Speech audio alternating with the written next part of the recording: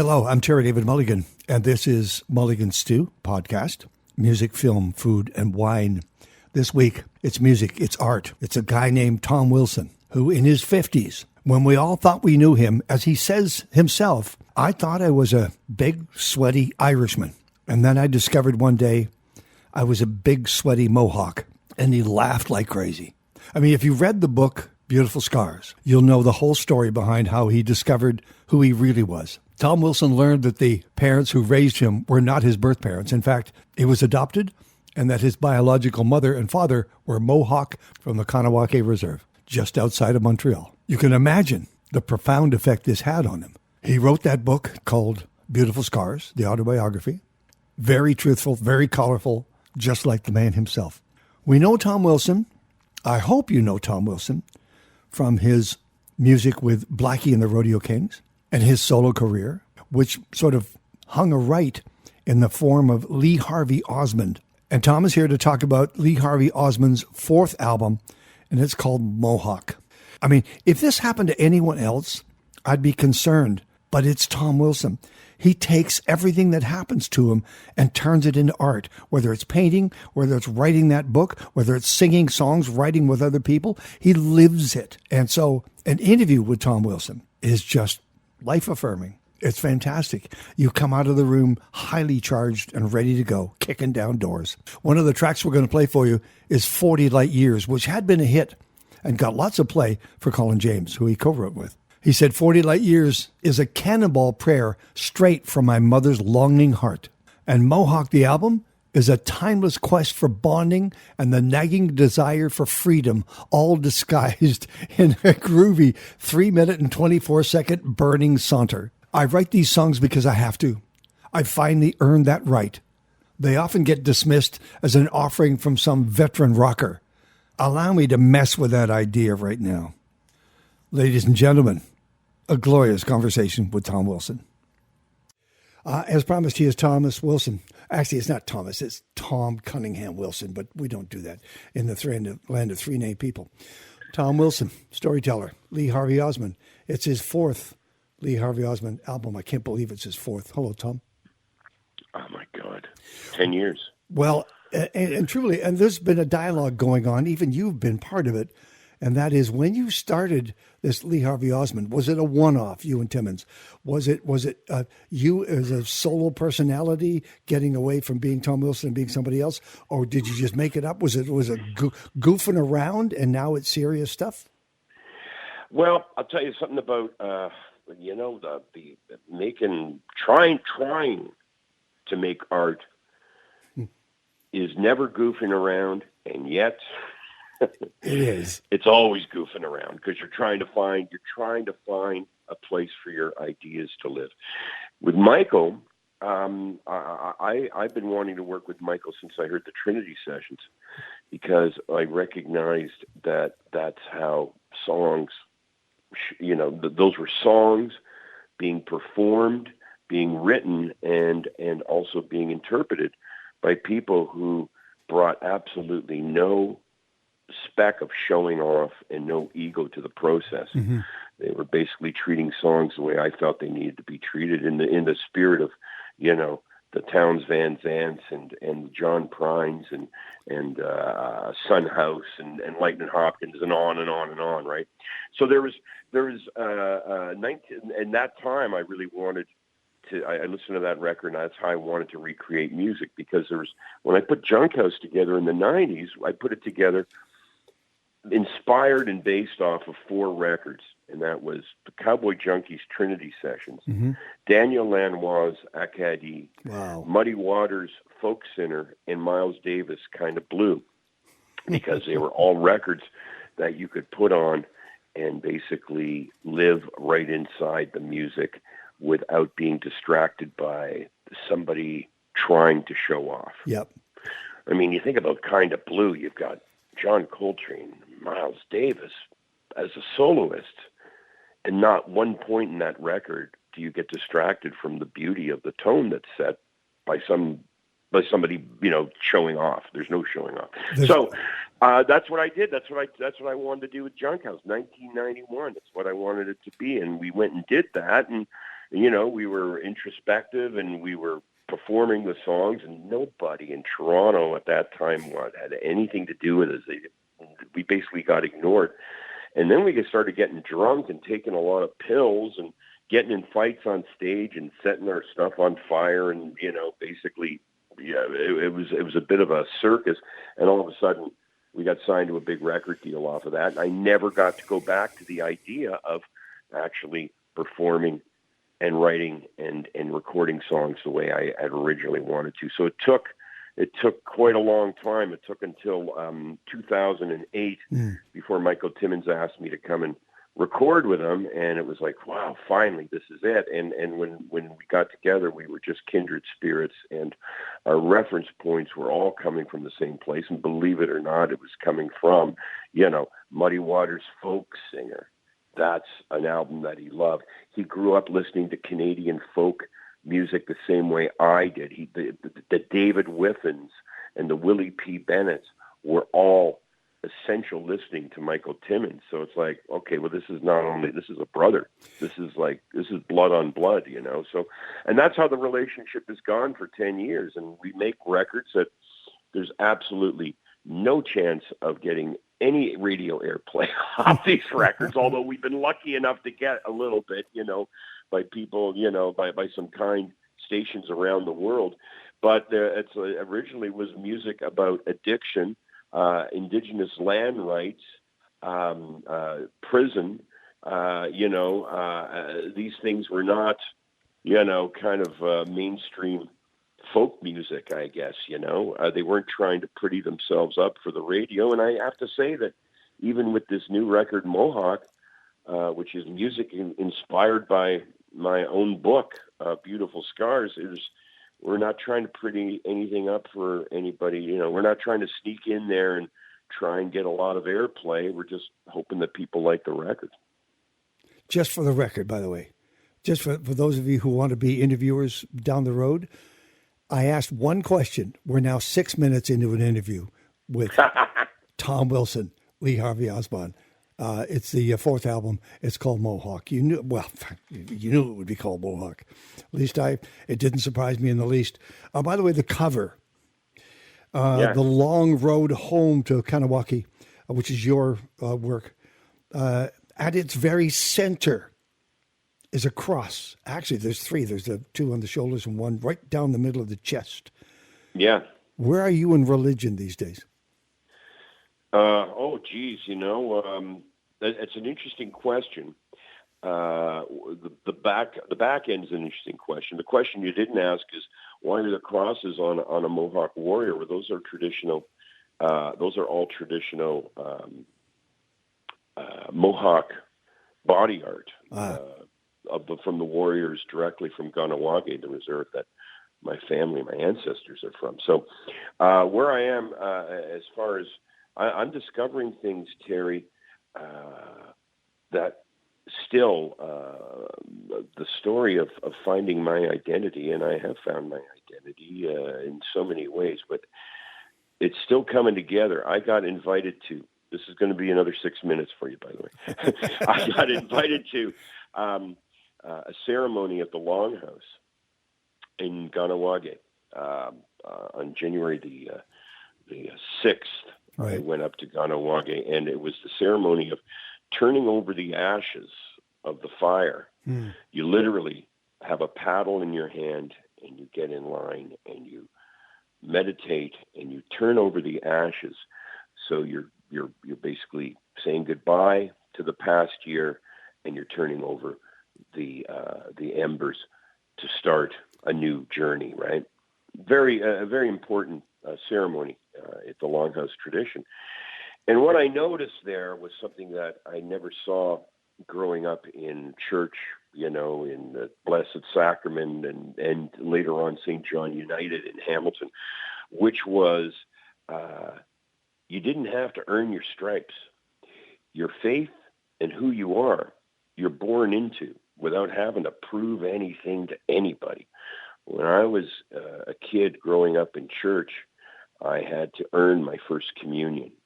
I wasn't allowed to partake in the ceremonies of the church until I had earned it, until I had done my studying or, until somebody said that I was allowed to.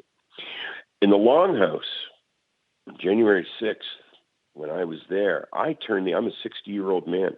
I turned the ashes for the very first time. And behind me was a 2-year-old girl holding her mother's hand, who came up behind me, reached into the fire with the paddle and turned over the ashes. She didn't have to go to study how to do that or why she's doing that. You're born, in my culture, it seems that you're just born into it. You don't have to jump through any fiery hoops to get to do it, to get to be a part of it. So as a result, little Mohawk girl is already there. Yeah, she's already where she's supposed to be on this planet. And where I walked in, I've never been more welcome and more widely accepted anywhere than I have by the Indigenous community here in Canada so far. Is that I'm a Mohawk? It's like, yeah, okay, you're a Mohawk. Come on in. You're one of us. And I've heard that so many times. You're one of us. Hey, you always were one of us. So now come and hang out with us. It's that simple. So that's where I am in my faith now, is believing more in myself. And I also believe, Terry, that this album, Mohawk, my book, is been a realization that it's about identity. And without identity, we have nothing to offer the world on any level. Once you get your identity, then you're actually able to do something good for this planet. And that's what I plan on doing artistically. Hopefully, if I'm around for 20 more years, that's what I'll be doing. You'll be lucky. I told you. Is that another 6 minutes, Terry? There's another 6 minutes on the button. You had a stroke 4 months ago. How are you feeling?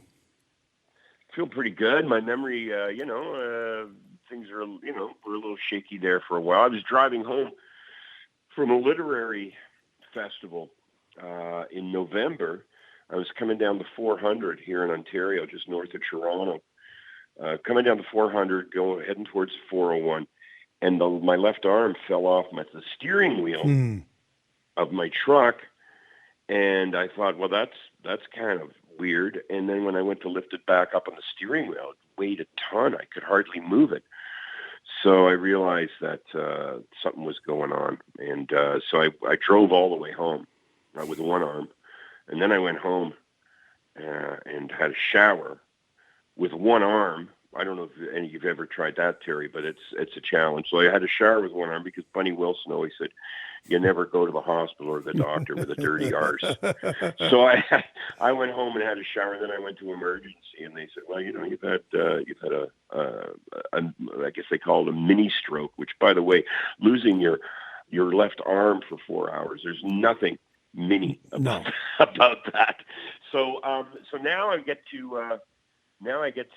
wearing a heart monitor actually right now, and I get to go and hang out at the stroke clinic at the Hamilton General with all the other old fellas. And, I'm annoyed by the whole thing, but I'm feeling pretty good, Timmy. Looking back now, Tom Wilson, I wrote this question at 3:00 in the morning. It was important to me.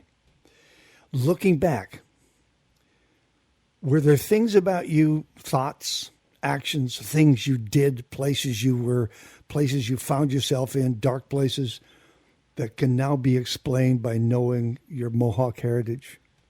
Oh, completely. You know what? I was swinging in the dark for a lot of my life. That's why I mentioned the importance of identity. Yep. For a massive part of the population, have been adopted, right? There's a lot of people who have, every family has that story, it seems.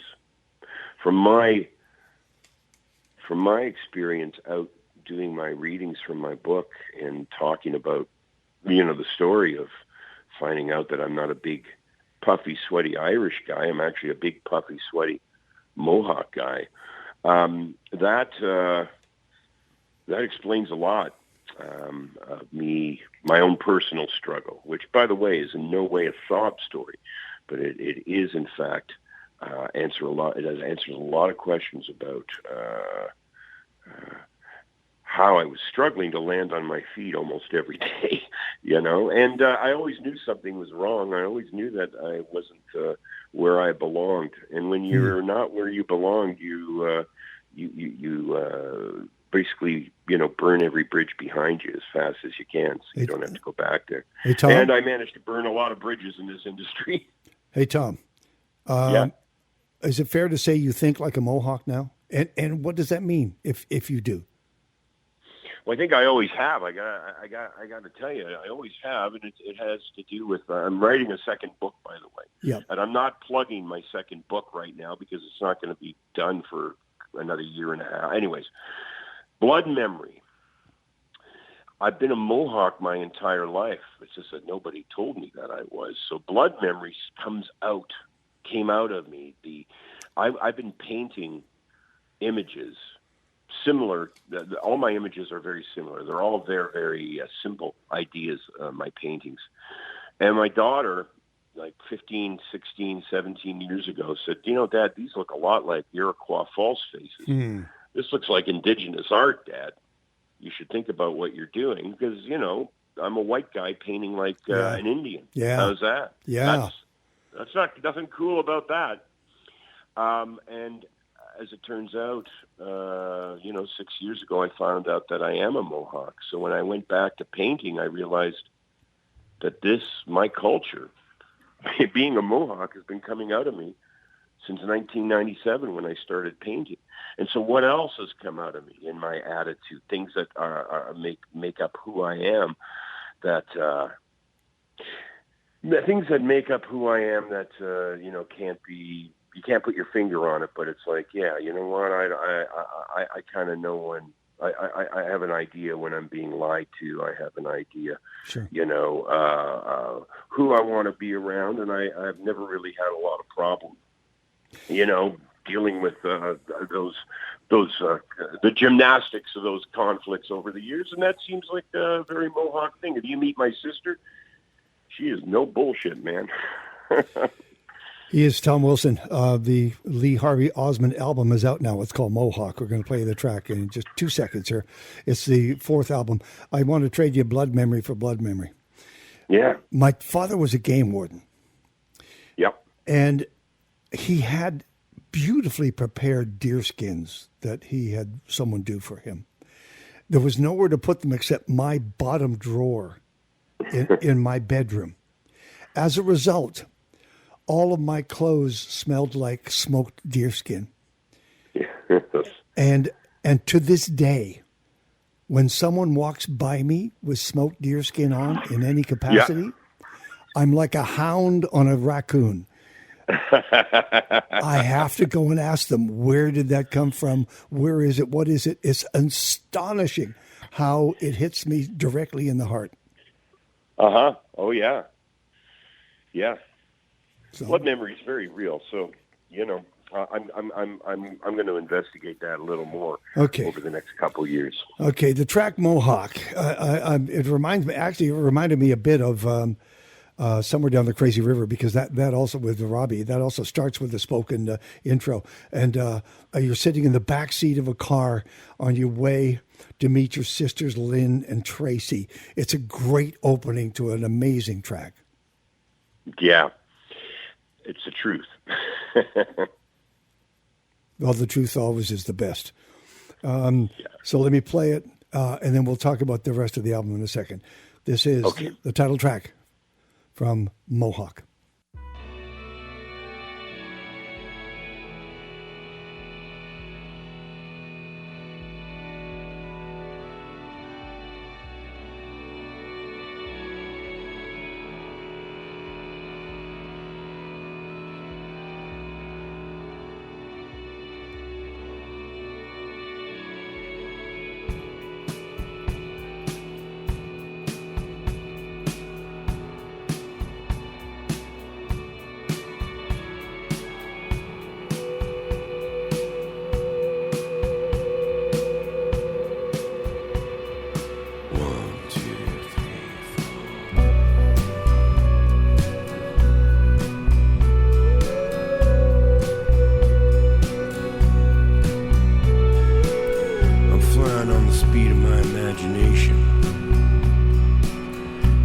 down the 401 towards the Quebec border on my way. I'm gonna meet my sisters, Lynn and Tracy, for the very first time. And the saliva in my mouth is thick like motor oil as I sit in the back seat of the car. I'm nervous, practicing my smile.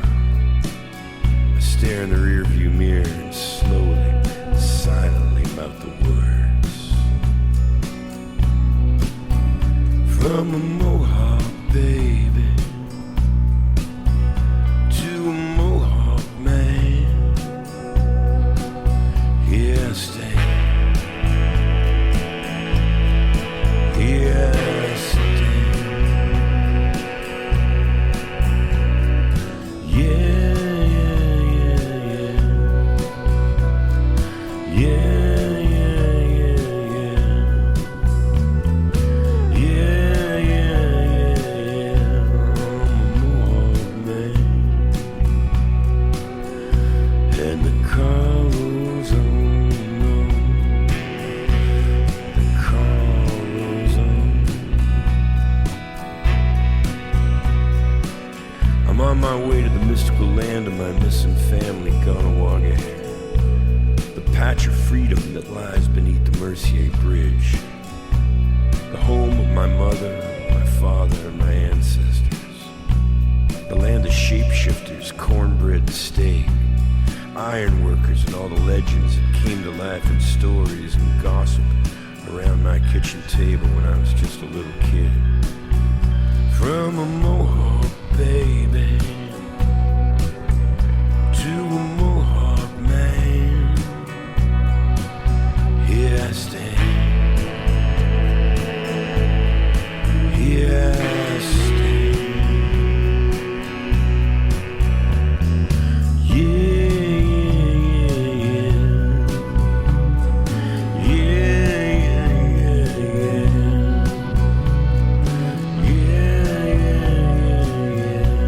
I'm a Mohawk man, and the car rolls on. Yeah, the car rolls on. The car rolls on. The car rolls on.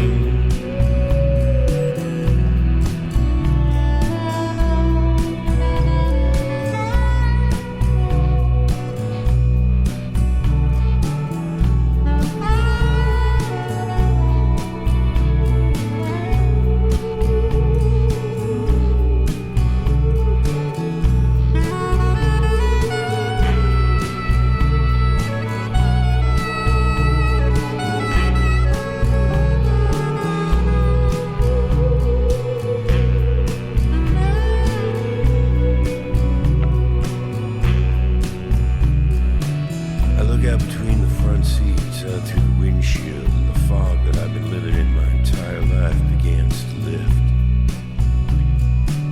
I know this place. In fact, I dreamed myself here as a kid. Dreams that were fantastic. Dreams that took me to times and places that I knew were real. I'd fly through the black along the shores of the St. Lawrence Seaway and come swooping down on these roads on the back of John Lazar. My grandfather, sturdy and sure of himself, not a word spoken, but I could hear him singing as he carried me. I climbed down off his shoulders and walked to the rhythm of broken chains with the reserve dogs barking behind me. I went through the deepest blues and greens, the greens of graveyards, and stepped into the black shadows cast by the June Bridge. In my dreams I was safe, surrounded by my ghosts. In my dreams I was free. In my dreams I was where I was exactly supposed to be.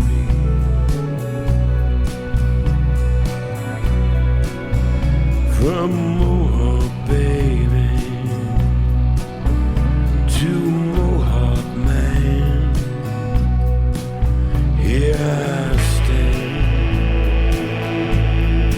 here I stand. Yeah, yeah,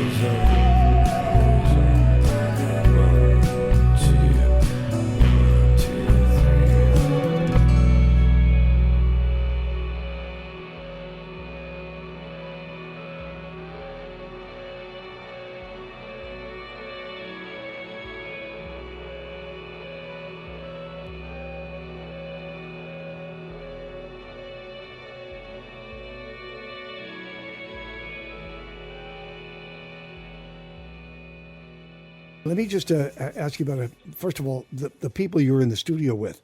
You had Gary Craig and John Diamond. You got, like, that's just gold. Yep. Anna Ruddick on bass on a Yeah. couple of tracks. You had Bill Dillon in there, of course, for guitar work. Aaron Goldstein. Goldstein is just amazing. He plays, is he playing the baritone saxophone? No, that's Darcy Hebner. That's that guy from Hamilton. He looks like your high school geography teacher, and he was the guy that toured with B.B. King for years, Aretha Franklin for years. He's about my age, but he's been on the road his entire life. Now he lives in a beautiful house just up above me here, about 5 blocks from me. And man, he is so good. So good. I see that Ray Ferrugia is your original drummer in Junk House is a part of this band. Yeah, I can't lose him. Yeah. All right, I'm going to play Colors. What should we know about it? Well, you should first of all, since you got listeners tuning into this song, you should listen to Paul Reddick's harmonica solo. Oh man, because it's really beautiful. It's inspired, is what it is. Yeah. There's some technical stuff about the song that's interesting because it was another song, and part of the LeE HARVey OsMOnd experience for me is to write what comes naturally and not to try and fit things into different molds. So the song originally was written and was trying way too hard. So I took out all the verses and did a spoken word piece, and then took the pre-chorus and used that as the chorus. And then everything that I took out of that song was really good too. So I brought it to Matt Anderson, and he put it on his new album. Well, let me play you Colors.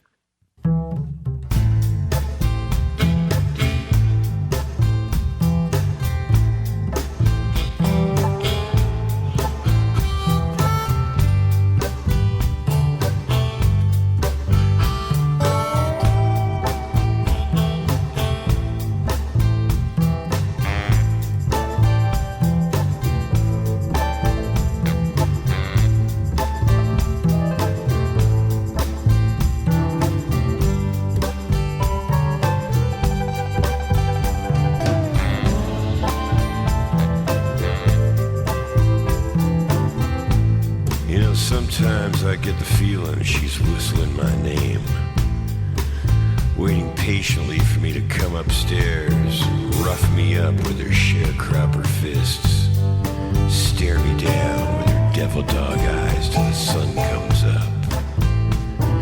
Take me to the old dance hall, we'll stay all night, we'll love it all, we'll stand right there till the sun comes up, and all the colors roll down our skin.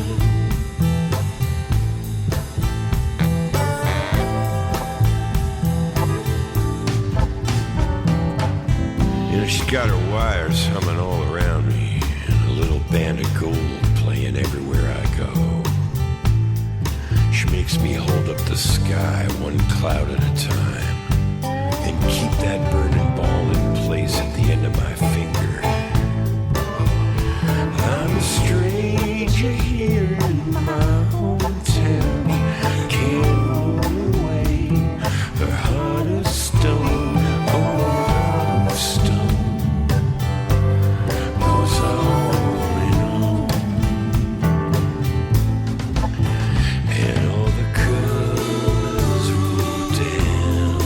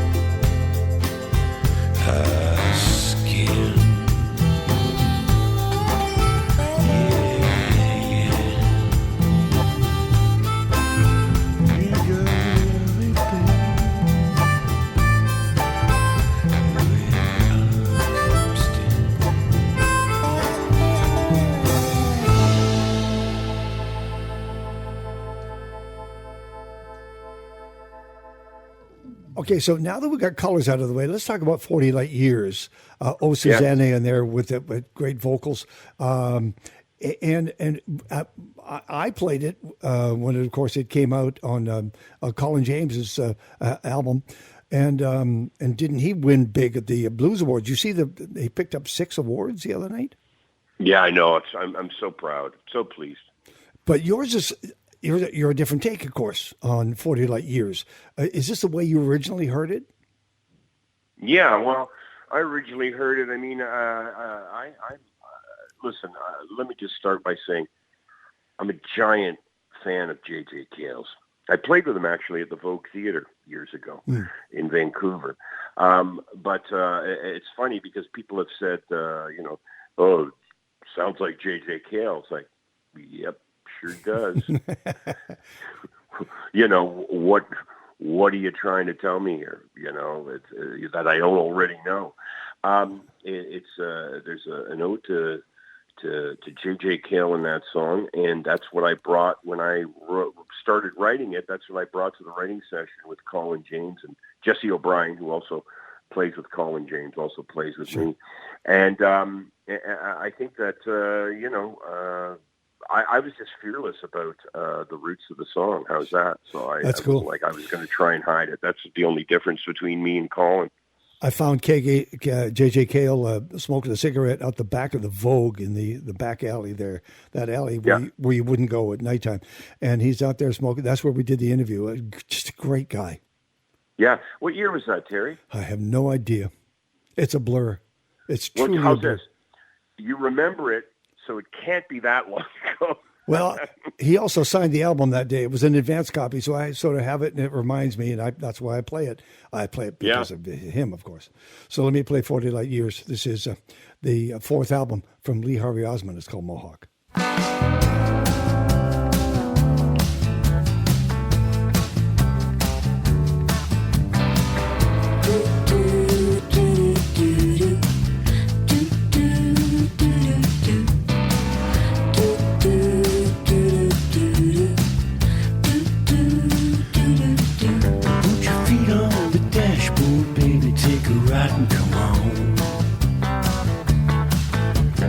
Nothing left to lose but the moon and the money's all gone.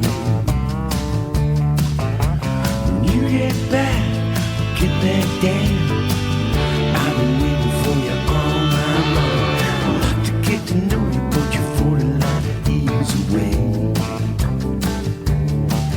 You can come a little closer, but you're 40 light years away.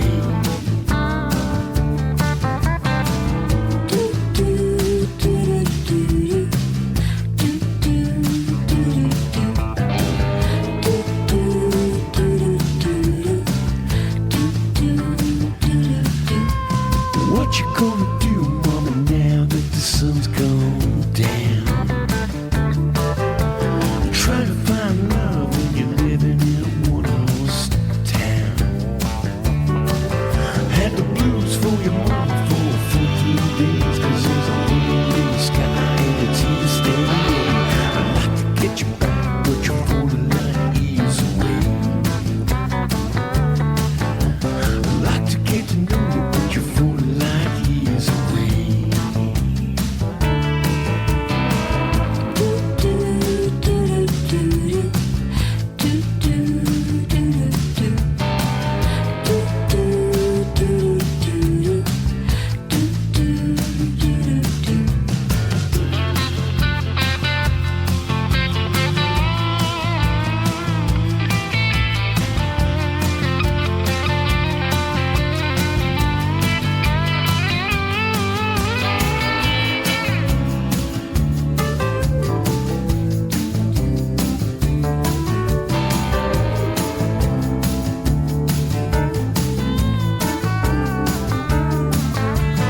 Women come and go, come and get around all night long. Buffalo girls gotta burn the dance floor down, way down. It's a long dark road, baby, where you been? I can't run, but you can't come. I'd like to take you home, but you're 40 light years away.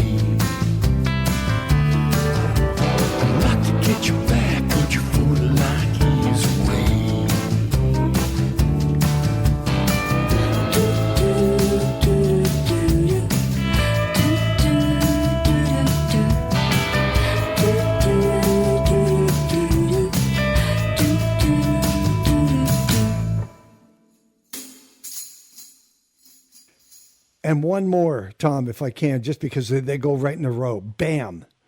You got Ray on drums. Is it Darcy on sax? Darcy Hepner on sax, Jesse O'Brien on piano. I play piano on that too. So does my son Tom. There's a lot of piano players on this song to create a cat walking across a piano. This is BAM is actually how Michael Timmons and I really see music all the time, which is bare minimum effort and a bare minimum effort in the writing. It's 2 chords, and bare minimum in the execution of the song. It's just like it's got to be just fall perfectly, and the only way you can fall perfectly is by not trying. I'm Niagara Falls in a barrel. You're Cleopatra on the Nile. All right, here it is. This is BAM.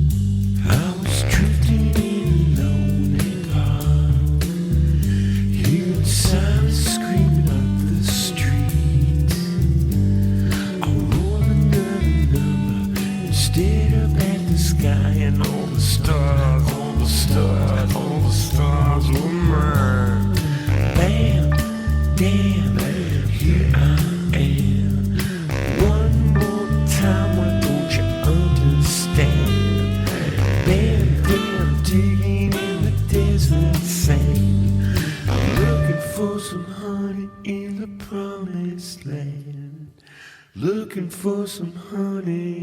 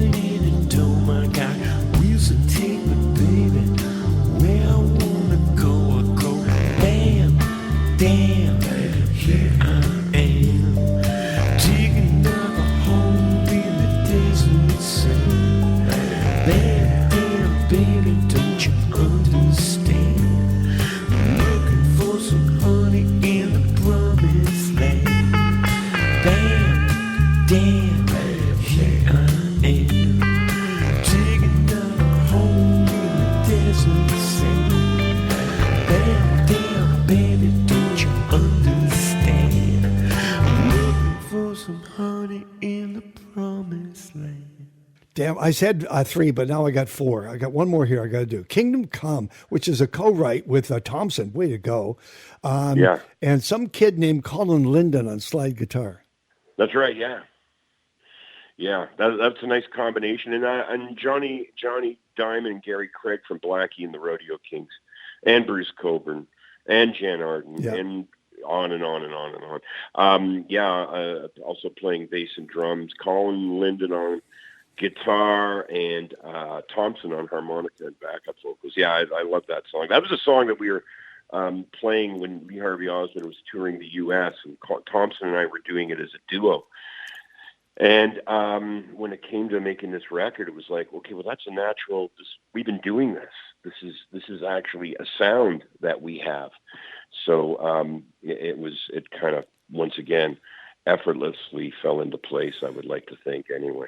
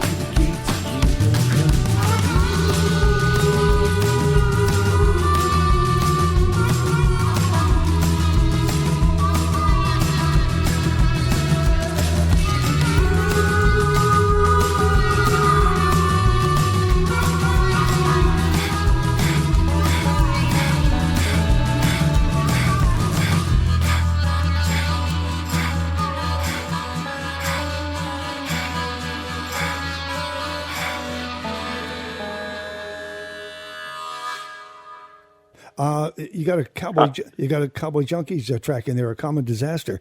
How did that find its way into the album? Well, I kind of stand in that studio every day staring at the side of Michael Timmons' head. And he's written so many fantastic songs that I have still to get to. But Common Disaster was essential to Lee Harvey Osmond, as far as listening to that song and being inspired by the bass line. The bass in that song on my version and on the original version is like, man, that is kick-ass bass. All right, we're going to talk about tour for just a second. You're doing a sort of a mini tour, and you're going into Quebec. Are you getting close to Kanawaki? Yeah. I'm actually I'm going to the Longhouse for a ceremony next Wednesday with Buffy St. Marie. We're bringing her to Ganawake, and we're heading down to the Longhouse for a little celebration with a bunch of other fantastic Indigenous artists. And then we're going off to Montreal to do a couple shows. But, yeah, it's funny that you said mini tour. That's a mini tour, Terry, because of that mini stroke, right? Yeah. So Warner, Leighton Recordings and Warner, asked me to go out and tour right away. And it was like, well, I don't really feel like doing that, I don't feel like beating myself up that way. So I agreed to do a handful of shows and keep them all kind of in driving distance, and also keep the venues down. Listen, the venues are about a quarter of the size of what I would play. Sure. I'm happy to say. So they're all smaller venues. We did the Horseshoe in Toronto, and it was great. We put in 450 people. It was a fantastic night. That was 2 weeks ago, and we're going to continue that. So we're going to do these shows with LeE HARVeY OsMOND, and then save everything until the fall of 2019. 2019. The fall of 2019. Yeah, that's where we are. You know that. Yeah, I know. Just figuring it out. Well, come on, I've had a stroke, Terry. Lay off. Oh, you're going to do the stroke thing. I'm going to fall back on that every chance I can get. How was the exhibit that just closed, the Beautiful Scars, Mohawk Warriors, Hunters, and Chiefs at the Art Gallery of Burlington? Was that pretty cool? Yeah, that was a real step ahead for me as far as visual art goes. I've been writing lyrics into the paintings for 22 years now. I've been painting, and now I've been telling the story of Beautiful Scars in this exhibit, which you just mentioned, and now I'm actually continuing. I'm enlarging on the exhibition, working with other Indigenous artists, writers, so that I'm going to do the paintings and I'm going to put their stories into the paintings. So the first two people I've approached is Tanya Talaga and Lee Miracle, okay, who are both. Tanya Talaga wrote Seven Fallen Feathers about missing and murdered students in Thunder Bay, Ontario. Lee Miracle is the granddaughter of Chief Dan George, and is one of the most beautiful poets that you can experience. So I'm hoping, if you're gonna dig into the Indigenous community, you got to start with the women, because unlike other cultures, the women are in charge. I discovered a black and white photo. It fell out of a book the other day. I'm glad I found it. It's me interviewing Leonard George and Robbie outside of the Museum of Anthropology at UBC. So it must have been a totem going up or something. It was fantastic. Just that moment. I'm glad I captured it. I don't know who took the shot, and I thank them for that. You're working on, where's the play? Have you got a play somewhere in the works? Yeah, we have a play that I'm actually I got to print the script out so that I can start making changes in it. A guy named Sean Smythe. I went to see this play, Terry. Now listen, I don't go to theater, but my wife teaches drama at a high school here in town, and she said, "Hey, listen, I'm taking my class. We're going to see this play, Theo Fleury, Fire on Ice." Yeah. And I thought, I fall asleep during plays, Terry. It's like, this is going to be terrible. There's going to be some, intimate moment on stage, and I'm going to be snoring. So I went to this play, and I was blown away. It was at a 700-seat theater here in Hamilton. We walk into the theater, Terry, and the entire stage was an ice rink.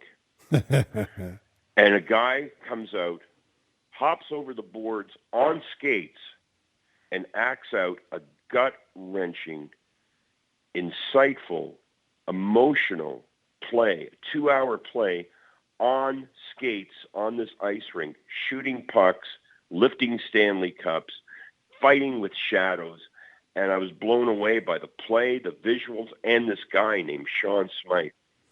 And it turns out that Sean Smythe moved to Hamilton from Calgary. And I ran into him in a park, and I said, I have this giant man crush on you after seeing you in this play. You're so fantastic. And I said, I got this book. This is a while ago. I got this book coming out. I'm really interested in having you read it because I don't know anything about theater, but you obviously are really do. And maybe you'd be interested in working on a play with me. Anyways, we did, and we have, it's launching in 2020. It's going to be Beautiful Scars, the play now, because I feel that it's important to keep telling this story, my story, so that I can inspire other people to tell their stories. And I've been using this line that, you could probably read in some bio of mine, but from discovering my identity, Terry, my intention and my goal in my writing and my music and my art in this theater play, and anything else that I do artistically is to reduce the gap between my Indigenous culture and colonists, just to make a more patient and loving community. And that's now what I'm doing, So I'm an explorer, or I'm an artist, or whatever the hell I am. My job for the next 20 years, if I'm lucky on this planet, is to keep that going. You're a storyteller. Just keep doing stories. I think so, Terry. Oh, man. Okay. All right, here's the deal. I'll let you go. It goes like this. So tour, mini tours, little bits and tours, we'll watch for that. The album is out now. Blackie and the Rodeo Kings, you're heading for Nashville. You're going to knock that thing out of the park. Will there be a solo to follow up in 2019? Will there be a tour to follow Blackie and the Rodeo Kings? Oh yeah. We're going to tour in 2020. Okay, I want to ask you about protest songs. As you know, I want to do another special on what happened to the pushback on protest songs. And Derek Truck says we have a new album out, and there's one called Shame. It's all about him. It's all about the White House. It's all about politics. It's a shame that what we're dealing with now, today, here on this day that we're actually talking to you for the freaking speech from the throne or whatever they do down there. Where is the protest song in the music around you and in your music?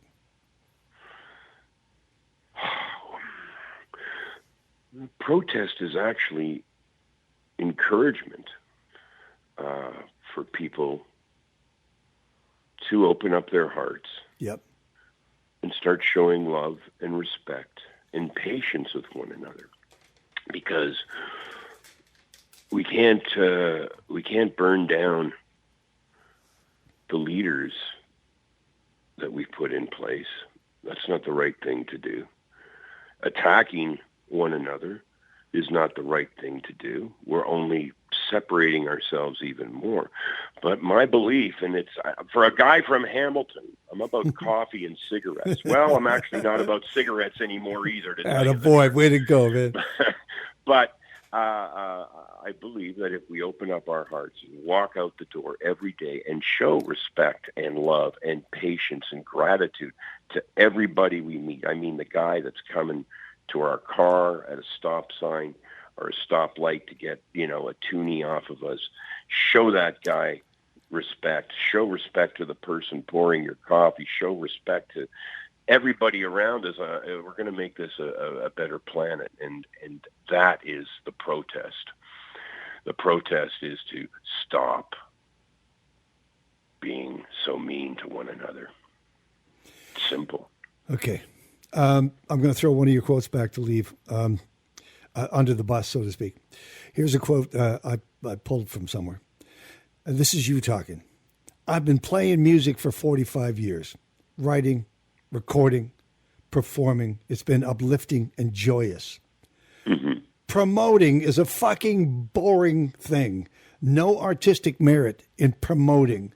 And you've just given me 35 minutes of talk that I can go and promo.